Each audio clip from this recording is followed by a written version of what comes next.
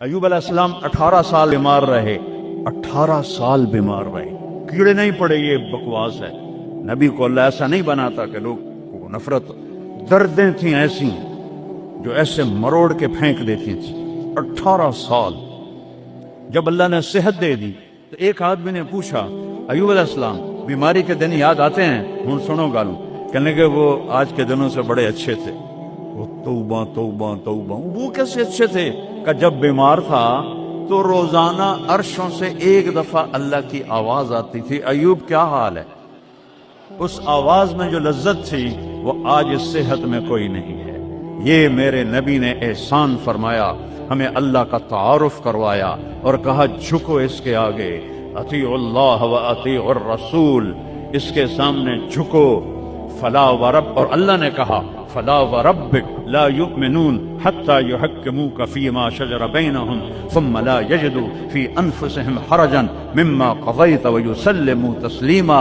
اے پوری دنیا کے انسانوں سن لو، اے میرے محبوب مجھے آپ کے رب کی قسم، اللہ کی قسم، یہ ایسی قسم ہے، قرآن کی سب سے خوبصورت قسم ہے۔ اے میرے محبوب مجھے آپ کے رب کی قسم، ہے تو خود کیا مزے کی بات ہے یار، ہے خود کہ رب مجھے آپ کے رب کی قسم، کیا محبت ہے اس میں۔ یہ تو لمبے والوں کو بتا دو، ان طلبہ علماء چودھریوں کو بتا دو، جب تک آپ کے سامنے گردن نہیں جھکائیں گے مردود ہیں۔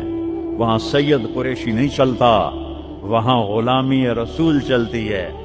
ابو لہب سید قریشی تھا، تبت یدا ابی لہب و تب، برباد ہو گیا ابو لہب۔